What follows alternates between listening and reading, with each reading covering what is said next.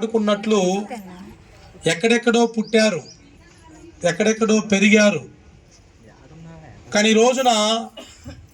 ఈ రోజు నుంచి వారి బ్రతుకు దినములన్నీ వేరువేరుగా ఉన్నవారు కలిసి బ్రతకడానికి ఈ వివాహము ద్వారా జతపరచబడబోతున్నారు. ప్రభాకర్ ఇంతకాలం వాళ్ళ తల్లిదండ్రులతో ఉన్నాడు, సానియా కూడా ఇంతకాలం తన తల్లిదండ్రులతో ఉంది. కానీ ఈ రోజు నుంచి ప్రభాకర్తో సానియా, సానియాతో ప్రభాకర్ ఉండబోతున్నారు. ఈ రోజు నుంచి వారు కలిసి ఉంటారు, కలిసి తింటారు, కలిసి ప్రయాణం చేస్తారు, కలిసి పడుకుంటారు. ఎక్కడికి వెళ్ళినా ఏం చేసినా కలిసే. ఇంతకు ముందు వేరు, కానీ ఈ రోజు నుంచి వివాహం అయిన తర్వాత కలిసి. ఎప్పటి వరకు ఇది? వారు బ్రతికున్నంత వరకు. అలా ఒక నిర్ణయానికి వచ్చి ఈ రోజున వివాహము ద్వారా సిద్ధపరచబడబోతున్నారు. దేవుని సమక్షములో, దైవజనుల సమక్షములో, బంధుమిత్రుల సమక్షములో వివాహం ఘనంగా మరి ఈ రీతిగా జరుగుతూ ఉంది. జనరల్గా ఈ రోజుల్లో ఇలాంటి పెళ్ళిళ్ళు తక్కువైపోయినాయి. వింటున్నారా? ఎలాంటి పెళ్ళిళ్ళు ఎక్కువైపోయినాయి అంటే పోలీస్ స్టేషన్లో, రిజిస్టర్ మ్యారేజ్లో, రిజిస్టర్ ఆఫీసులో పెళ్ళిళ్ళు చేసుకుంటున్నారు. అంటే వాళ్ళే చేసుకుంటున్నారు, తల్లిదండ్రులు పెళ్లి చేయట్లా. ఈ రోజుల్లో అమ్మాయి ఒక అబ్బాయిని ప్రేమిస్తుంది, అబ్బాయి కూడా ఒక అమ్మాయిని ప్రేమిస్తాడు. ఇంట్లో కొంతమంది చెప్పరు, కొంతమంది చెప్పినా వీళ్ళు ఒప్పుకోరు. ఈ ఫోటోగ్రాఫర్లతో కూడా పని లేకుండా పోతుంది పాపం. వీళ్ళకి కూడా బిజినెస్ డౌన్ అవ్వడానికి కారణం వాళ్ళు చేయబట్టే. ఇలాంటి పెళ్ళిళ్ళు జరగాలి, ఇలాంటి పెళ్ళిళ్ళే జరగాలి. ఇలాంటి పెళ్ళి అంటే ఎలాంటి పెళ్ళిళ్ళు? Arranged marriages. తెలుగులో ఏమంటారు? అరేంజ్డ్ మ్యారేజ్ అంటే ఏమంటారు తెలుగులో? ఈ మధ్యలో మనకి తెలుగు రాట్లా, మొత్తం ఇంగ్లీషే. చెప్పండి తెలుగులో ఏమంటారు? అరేంజ్డ్ మ్యారేజ్ ఏమంటారయ్యా? అడిగి పెళ్లి చూపులు చూసుకొని సంబంధం కుదుర్చుకున్న మ్యారేజెస్ ఇవి. అందరి ఆమోదంతో జరిగే పెళ్ళిళ్ళు ఇవి. కానీ లవ్ మ్యారేజెస్ ఇద్దరి ఇష్టంతో జరుగుతాయి. ఇద్దరు ఇష్టపడితే బాగుంటుందా? అందరు ఇష్టపడితే బాగుంటుందా? ఇంకా దరిద్రం ఏంటంటే ఇద్దరు ఇష్టపడ్డోళ్ళు పెళ్లి దాకానే ఇష్టపడుతున్నారు. పెళ్ళైన నెలకో సంవత్సరానికో కొట్టుకొని నువ్వంటే నాకు ఇష్టం లేదని మళ్ళీ విడిపోతున్నారు. ఇష్టం ఏమవుతుంది? కష్టమవుతుంది. దేవునికి స్తోత్రం. సానియాని బట్టి, ప్రభాకర్ని బట్టి నేను ఎంతో దేవుణ్ణి స్తుతిస్తున్నాను. అట్లాంటి బుద్ధి లేని పని చేయలేదు. ఓకేనా? జ్ఞానం కలిగిన వారు తల్లిదండ్రులకు ఎప్పుడూ కూడా అవమానాన్ని తీసుకొని రారు. గుర్తుపెట్టుకోండి. ప్రతి అమ్మాయి, ప్రతి అబ్బాయి కన్న తల్లిదండ్రులకు ఆనందాన్ని కలిగించాలి తప్ప అవమానాన్ని కలిగించకూడదు. అవమానమా కాదా? మన పోలీస్ స్టేషన్కి మేము వేరే పని మీద వెళ్తే ఒక ఇద్దరు తల్లిదండ్రులు వచ్చి బోర్ని ఏడుస్తున్నారు. ఏంటి వాళ్ళ బాధ అంటే వాళ్ళ అమ్మాయి వాళ్ళకి చెప్పకుండా ఇంట్లో నుంచి వేరే అబ్బాయితో వెళ్ళిపోయింది. కానీ పెంచి పెద్దవారిగా చేస్తే ఈ రోజున పిల్లలు తల్లిదండ్రులకి బాధను కలిగిస్తున్నారు. తప్పది, చాలా పొరపాటు. సరే, ప్రభాకరు, సానియా ఈ రోజున వివాహము ద్వారా జతపరచబడబోతున్నారు గనుక వారికి కొన్ని విషయాలు చెప్పాలి. ఇక్కడ కూడి ఉన్న మీకు కూడా కొన్ని విషయాలు అవసరం. పెళ్ళంటే ఆషామాషా కాదు. పెళ్ళంటే మీరు అనుకున్నంత ఈజీ కాదు. ఈ రోజులను బట్టి చూస్తే ఎలా ఉందంటే పరిస్థితి, పెళ్ళి చేసుకోకుండా ఉండడమే మంచిది అనిపించే రోజుల్లో ఉన్నాం. ఎగేసుకొని పెళ్లి చేసుకునే రోజులు కావివి. పెళ్లి చేసుకోవడానికి వయసు ఉంటే సరిపోదు. పెళ్లి చేసుకోవడానికి పెళ్లి కూతురో పెళ్లి కొడుకో ఉంటే సరిపోదు. పెళ్లి చేసుకోవడానికి ఇంకా చాలా ఉండాలి. మీకు జేమ్స్ అయ్య గారు తర్వాత చెప్తారు. ఆయన దగ్గరికి ఒక ఆయన వచ్చానడంట, నేను ఒక అమ్మాయిని ప్రేమించిన, పెళ్లి చేసుకుంటున్నా అంటే కూర్చోబెట్టి చెప్పిండంట, పెళ్లి చేసుకుంటే ఒక నెల బిల్లు ఎంత ఇద్దో, పాల bill, current bill, dish bill, కిరాణా బిల్లు, ఇవన్నీ ఉంటాయి కదా. పిల్లలు పుడితే పిల్లల స్కూళ్ళు, హాస్పిటల్ బిల్లు, ఇవన్నీ మొత్తం 30-40 చెప్పేసరి కాదు, పెళ్లి చేసుకోనని చెప్పిండండి. ఇక వద్దులే గారు, దీనికంటే ఇట్టుండమే మంచిదని. హల్లెలూయా. నిజమే, పెళ్ళంటే అంత ఈజీ కాదు కదా. పెళ్లి తర్వాత బాధ్యతలు ఉంటాయి, పెళ్లి తర్వాత బాధ్యతలు ఉంటాయి. బాధ్యతలను కూడా భరించాలి. భర్త అన్న, భార్య అన్న బాధ్యతలతో కూడుకున్నది. అందుకే పెళ్ళంటే అంత సాధారణమైన విషయం కాదు. రెండవది ఏంటి తెలుసా అండి, పెళ్లి చేసుకునే వారికి ముఖ్యంగా ఉండాల్సింది జ్ఞానం ఉండాలి. ఏముండాలి? సంసారం సాధారణమైన విషయం కాదు ఇది. ఒక ఆయన ఎవరో అంటారు, సముద్రాన్నంట దాటేయొచ్చంట కాళ్ళకి నీళ్ళు అంటకుండా, కానీ సంసారాన్ని మాత్రం కళ్ళల్లో నీళ్లు రాకుండా దాటలేరంట. ఎన్ని బాధలండి. పెళ్ళైన దగ్గర నుంచే మొదలైతాయి. ఇంకా చాలా కష్టం. చాలా జ్ఞానం కావాలి, చాలా తెలివి కావాలి, చాలా బుద్ధి కావాలి. అమాయకంగా ఉంటే కుదరదు. అందుకే గవర్నమెంట్ వాళ్ళు కూడా బాల్య వివాహాలు చేయొద్దని ఒక చట్టం తీసుకొచ్చారు. కనీసం అమ్మాయికి 19వ సంవత్సరం రావాలి, అబ్బాయికి 22-23 సంవత్సరాలు రావాలి. అంతకుముందు వివాహం చేస్తే చట్టరీత్యా అది నేరం. ఎందుకంటే వాళ్ళ మైండ్ మెచ్యూర్ అవ్వదు. చిన్నపిల్లలకి పెళ్లి చేస్తే ఏం చేయాలో అర్థమవుద్దా? దానివల్ల కుటుంబంలో ఎన్నో సమస్యలు, ఎన్నో ఇబ్బందులు, ఎన్నో కష్టాలు. అందుకే జ్ఞానం కూడా చాలా అవసరం, మెచ్యూరిటీ కూడా చాలా అవసరం. ఇంకా ప్రాముఖ్యమైన విషయం చెప్తా వినండి. వివాహం చేసుకోబోయే వారికి దేవుడంటే భయభక్తులు కలిగి ఉండాలి. దేవుడంటే భయభక్తులు కలిగి ఉండాలి. భయము లేని భర్త, భయము లేని భార్య, భక్తి లేని భర్త, భక్తి లేని భార్య ఎక్కువ కాలం కలిసి ఉండలేరు. ఎందుకో తెలుసా? భయభక్తులు అనేవి ఎలా బ్రతకాలో నేర్పిస్తాయి. దేవుని యందు భయభక్తులు అనేవి ఒక భార్యగా ఎలా ఉండాలో, ఒక భర్తగా ఎలా ఉండాలో, కష్టకాలంలో ఎలా ఉండాలో, ఆనంద సమయంలో ఎలా ఉండాలో నేర్పేది భక్తి. మరి నాకెందుకో విచిత్రం అనిపిస్తుంది, మళ్ళా చూస్తే అందరూ భక్తులే. మరి మీరు చేస్తున్న భక్తి మీ ఇంట్లో సమాధానాన్ని ఎందుకు తీసుకొని రాలేకపోతా ఉంది?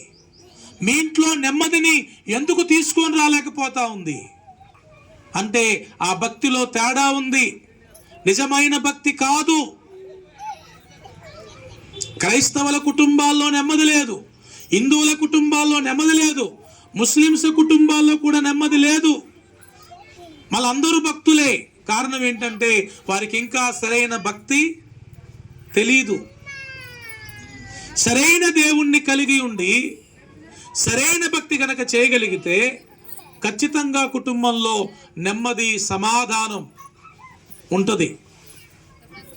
అందుకే ప్రతి భార్య, ప్రతి భర్త భయభక్తులు కలిగిన వారిగా ఉండాలి.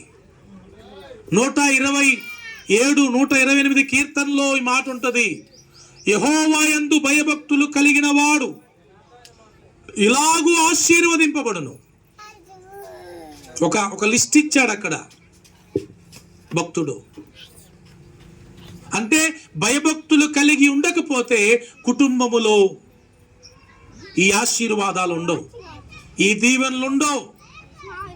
ఈ రోజున ఆశీర్వాదాల కోసం, దీవెనల కోసం ఏదేదో చేస్తున్నారు, ఎక్కడికెక్కడికో వెళ్తున్నారు.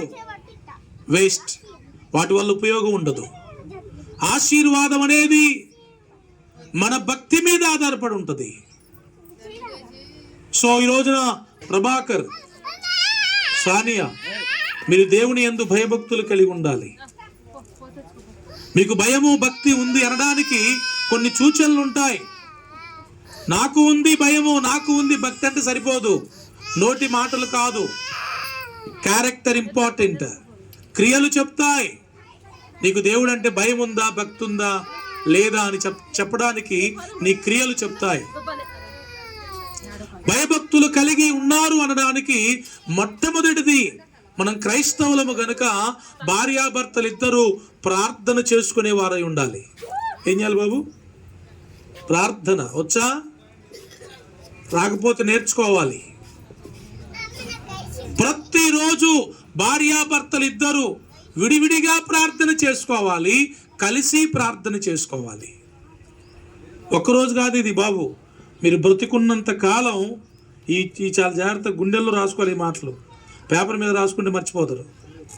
ఈ రోజు నుంచి మీరు బ్రతికున్నంత కాలం మీరు విడివిడిగా ఎవరికి వాళ్ళు ప్రార్థన చేసుకోవాలి, అదే రీతిగా ఇద్దరు కలిసి ప్రార్థన చేసుకోవాలి. అది మొదటి విషయం. తప్పొద్దు, అప్పుడప్పుడు చేయకూడదు ప్రార్థన. బైబిల్లో ఉంది, ఎల్లప్పుడూ ఎడతెగక విసుగక నిత్యము ప్రార్థన చేయమనుంది. ప్రార్థన అప్పుడప్పుడా ఎల్లప్పుడా? ఎల్లప్పుడు. రెండో విషయం ఏంటంటే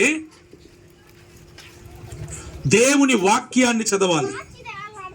ఇది అసలు ఇదే ఒక మనిషి జీవితాన్ని తీర్చిదిద్దేది, ఒక మనిషి జీవితాన్ని కట్టేది, ఒక మనిషి జీవితాన్ని మార్చేది దేవుని వాక్యం, దేవుని మాట. ఏ భర్త అయితే దేవుని మాటకు లోబడతాడో, ఏ భార్య అయితే దేవునికి మాటకు లోబడుతుందో ఖచ్చితంగా వారి కుటుంబం ఆశీర్వదింపబడుతుంది, దీవించబడుతుంది. అందుకే ఈ మాటలు మీకు తెలియాలంటే ప్రతిరోజు బైబిల్ చదవాలి. ఎప్పుడు బాబు? కుదిరితే, వీలైతే, అవకాశం ఉంటే కాదు, ప్రతిరోజు దేవుని వాక్యాన్ని చదవాలి. చదివి ఆ వాక్యములో ఉన్న విషయాలు గ్రహించి ఆ వాక్య ప్రకారం బ్రతకాలి. బైబిల్ భర్తగా, బైబిల్ భార్యగా మీరు ఉండాలి. బైబిల్ ఎప్పుడూ కూడా భర్తకి హాని చేయమని భార్యకు చెప్పదు. బైబిల్ ఎప్పుడు కూడా భార్యకు హాని చేయమని భర్తకి చెప్పదు. ఓ భర్త, నీ భార్యను ప్రేమించు అని చెప్తుంది బైబిల్. ఏం చెప్తుంది? Love your wife. దాని అర్థం ఏంటి తెలుసా? ఇంకెవరిని ప్రేమించొద్దని అర్థం. భార్యను ప్రేమించినంతగా భర్త ఇంకెవరిని ప్రేమించకూడదు. ప్రభాకర్కి ఐశ్వర్యారాయ్ ఎవరిప్పుడు? సానియా. ఈమె కంటే అందంగా ప్రభాకర్కి ప్రపంచంలో ఎవరు కనబడకూడదు. కనబడితే తేడా వచ్చేసిద్ది. నా భార్యే అందగత్తె ప్రపంచంలో ఉన్న వాళ్ళందరికంటే అనుకోవాలి ప్రతి భర్త. భార్యలు కూడా అంతే. కుమారి, ఇదిగో నీ రాజు, నీ సౌందర్యమును కోరినవాడు. ఈయనే రాజు, ఈయనే అందగాడు. సానియాకి ప్రభాకర్ తప్ప అందంగా ఇంకెవరు కనబడకూడదు. హీరో, నీ హీరో ఆయనే. అయ్యా, నీ హీరోయిన్ నావే.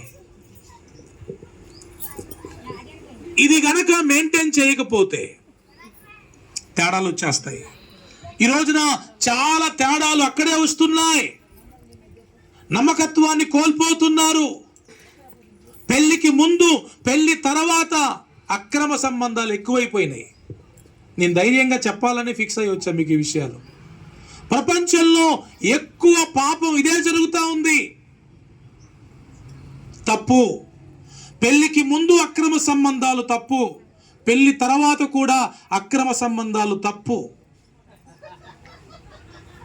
అలా చేస్తే కుటుంబాలు కూలిపోతాయి, కుటుంబాలు పాడైపోతాయి, కుటుంబాలు నాశనమైపోతాయి. బైబిల్లో ఉంది, జారత్వము జరుగుచున్నందున ప్రతి స్త్రీకి సొంత భర్త ఉండాలి, ప్రతి పురుషునికి సొంత భార్య ఉండాలి. రెంటెడ్ ఇల్లులు ఉంటాయి కానీ రెంటెడ్ భర్తలు రెంటెడ్ భార్యలు ఉండకూడదు. మహాపాపం. సో ప్రభాకర్ ఇది మొదలుకొని తన బ్రతుకు దినములన్నీ సానియాను తప్ప మరొకరిని ఆశించకూడదు. అయ్యగారు ఇప్పుడు ప్రమాణాలు చేపిస్తారు. సానియా కూడా ప్రభాకర్ని తప్ప ఇంకెవ్వరిని ఆశించకూడదు. 10 ఆజ్ఞల్లో చివరి ఆజ్ఞ ప్రభు చెప్పాడు, నీ పొరుగు వానిదగు దేనినైనా నువ్వు ఆశించొద్దు. నీ పొరుగువాని భార్యను కానీ, నీ పొరుగువాని భర్తను కానీ, నీ పొరుగువాని దాసుని కానీ, నీ పొరుగువాని దాసీని కానీ, చివరికి నీ పొరుగువాని ఎద్దును కానీ గాడిదను కానీ నువ్వు ఆశించొద్దు. అంతే. మనది మనదే, మందిది మందిదే. అంతేనా కాదా? ఇప్పుడు ఎంత ఎంత దరిద్రం అంటే భోజనం దగ్గరికి వచ్చేసరికి ఎంగిలంట. ఏంటి? అబ్బో ఆ ప్లేట్లో నేను తిన్నండి, ఆ గ్లాసుల్లో నేను తాగనండి. ఇప్పుడు చూడండి, ఇప్పుడు ఎన్ని ప్లేట్లు తేవాలి? అందుకే ఇప్పుడు ఇన్ని ప్లేట్లు ఇన్ని గ్లాసులు తేవాలా? బాగా వినండి. ఒకరు తిన్న ప్లేట్లో ఇంకొకరు తినరు, ఒకరు తాగిన గ్లాసులో ఇంకొకరు తాగరు. ఇక్కడ ఎంగిలి అడ్డొచ్చిద్ది. ఇంకా చెప్పనా, ఇక్కడ కులం కూడా అడ్డొచ్చిద్ది. మా కులస్తులు కాదు వాళ్ళు. మరి అక్రమ సంబంధాల దగ్గరికి వచ్చేసరికి ఎంగిల్ లేదు, కులం లేదు, ఏం లేదు. చివరికి రోజున వావి వరుసలు కూడా లేకుండా అంత భయంకరంగా అక్రమ సంబంధాలు జరుగుతున్నాయి. సో ప్లీజ్, దేవుని సేవకునిగా మీ అందరికీ మరి ప్రాముఖ్యముగా వివాహం చేసుకోబోతున్న ప్రభాకర్కి, సానియాకి దేవుని సేవకునిగా చెప్తున్నాను, మీ వివాహం పరిశుద్ధంగా ఉండాలి. హెబ్రీయులకు రాసిన పత్రికలో 13వ అధ్యాయములో 4వ వచనములో రాయబడిన మాట ఏంటో తెలుసా? ఎవరైనా త్వరగా చదువుతారా? వివాహము అన్ని విషయములలో ఘనమైనదిగాను పానుపు నిష్కలంకమైనదిగాను ఉండాలి. వివాహం ఘనంగా ఉండాలంటే పానుపు నిష్కలంకముగా ఉండాలి. తర్వాత వేశ్యాంగులకును వ్యభిచారులకును దేవుడు తీర్పు తీరుస్తాడు.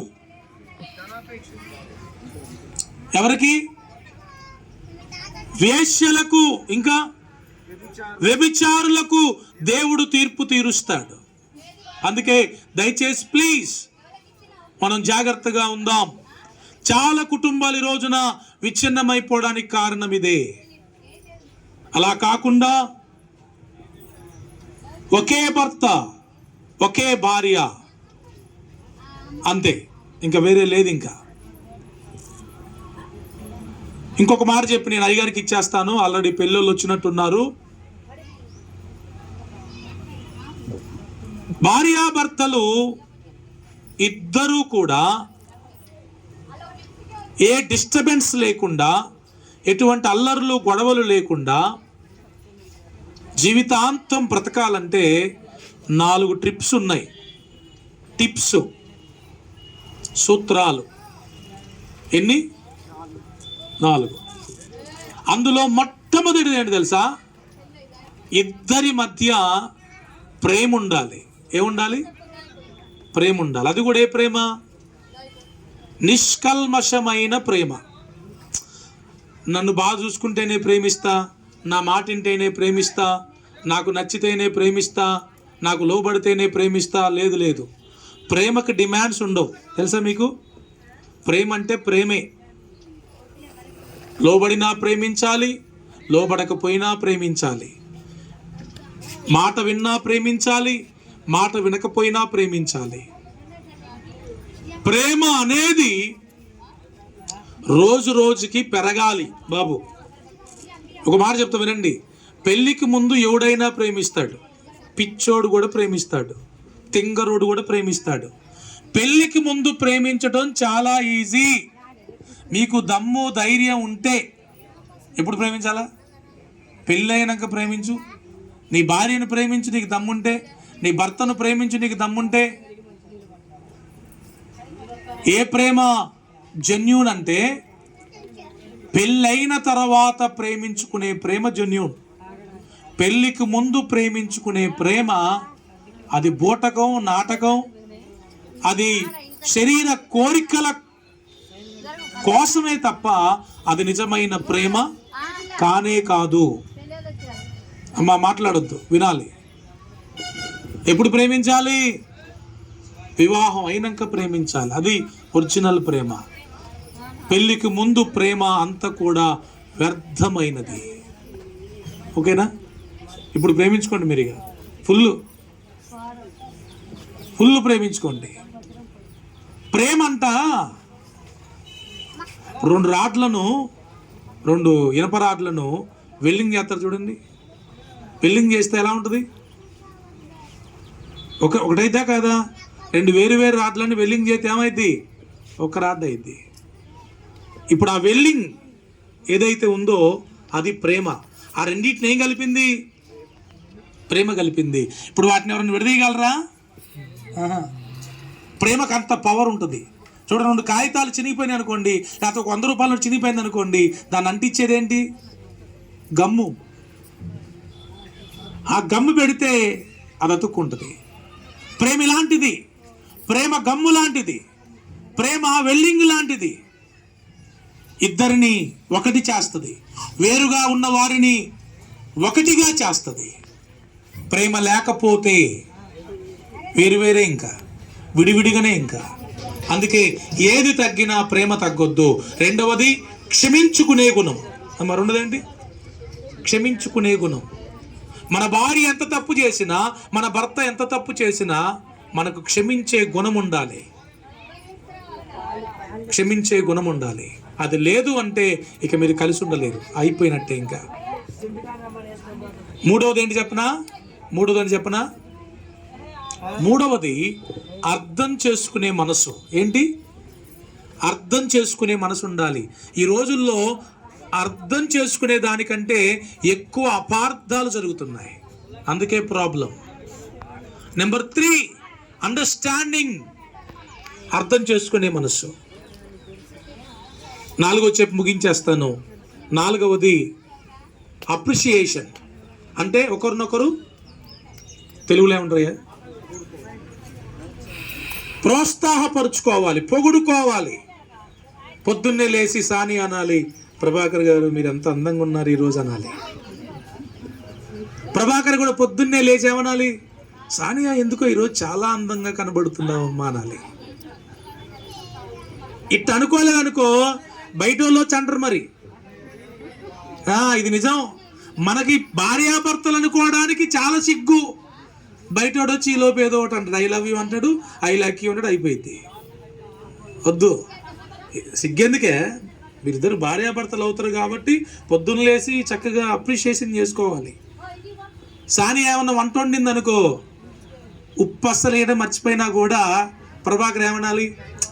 ఎంత బాగా చేసావమ్మా, అసలు నువ్వు సూపర్ అమ్మా, కొంచెం ఉప్పే మర్చిపోయినావు తల్లి, ఇంకోసారి మర్చిపోకు అని చెప్పాలి. అంతేగాని ప్లేట్ గిరవాడు కొడితే అవుట్, అయిపోయినట్టే. ఇంకా ఏ పని చేసినా పొగుడుకోవాలి, ప్రోత్సహించుకోవాలి. అప్పుడు వారి రిలేషన్షిప్ అనేది స్ట్రాంగ్ అయితే. Praise the Lord, hallelujah. Right, నేను ముగించేస్తున్నాను. నా వెనకాల పెద్దయ్య గారు ఉన్నారు, జేమ్స్ అయ్య గారు. మిగతా విషయాలు ఆయన చూసుకుంటారు.